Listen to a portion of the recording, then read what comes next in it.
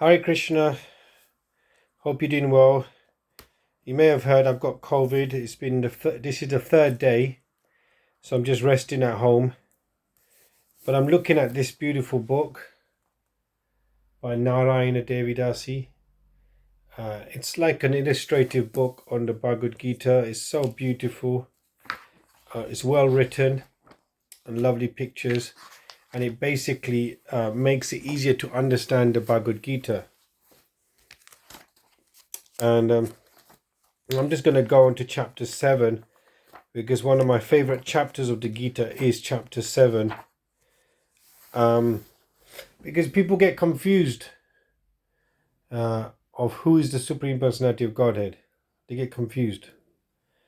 Some people say, well, we're all God, we're all one, so there is no one supreme, we're all supreme.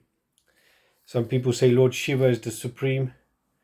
Some people think that there is no supreme, it's just a collection of devas and that's supreme. But Bhagavad Gita is special because in the Gita, Krishna makes it very clear that he is the supreme. He makes it very clear. And chapter 7, there are a few verses in chapter 7 that make it extremely clear to me. So, for example, right, I'm just reading here. This is the English. Know that of all living beings, so all living beings, now when I say all living beings, I mean not just humans. It can be animals, it can be plants, it can be reptiles, it can be birds, it can be mountains, living beings. Sarvagataha. That means they're all, Sarvagataha, they're all over the universe. It's not just Earth. All over the universe, there's living beings.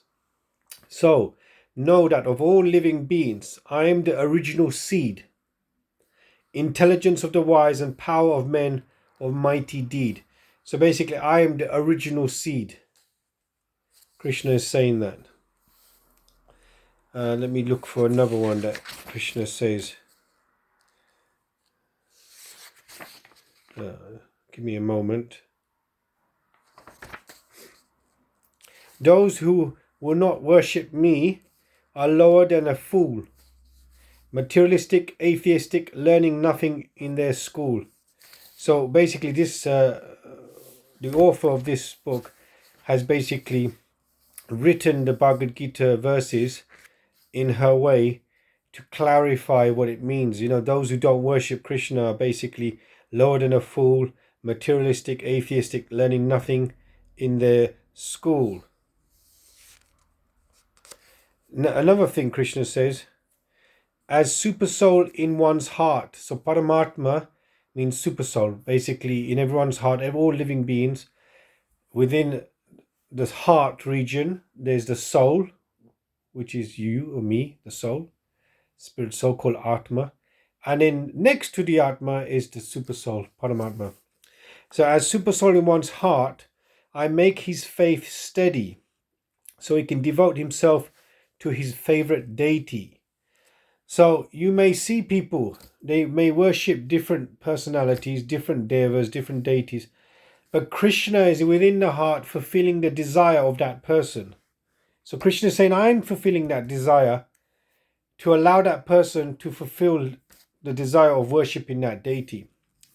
Those who worship demigods, minds filled with material desire, follow all the rules and regulations for the fruit to which they aspire. So basically, whoever worships devas, demigods, they worship these personalities for material gain.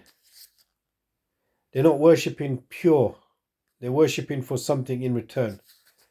It's like a business transaction. So Krishna is saying, I make that faith steady in their heart. So I like chapter 7. There's another few things about chapter 7 that I like. Earth, water, fire, air, ether. Ether means space. Mind, intelligence, false ego. Mind, material energies created, but yet they are separated. So when we see earth, water, fire, air, ether, mind, intelligence, false ego, this is all created by Krishna. Besides this inferior nature is a superior energy of mind, who are all living beings who struggle, though they are divine. He's talking about the spirit soul, the living entities. So there's material elements, earth, water, fire, air, ether, which we can, see. And then there's mind, intelligence, false ego. We can't see that, but we can perceive that.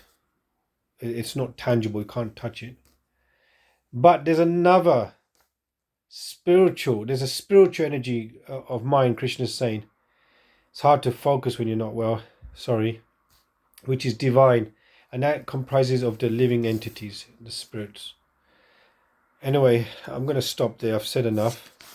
This is just a bite-sized approach to the Bhagavad Gita, chapter 7.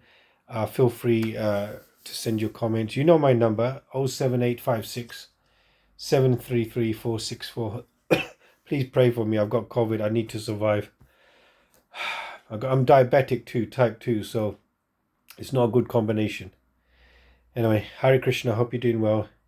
Jai Srila Prabhupada.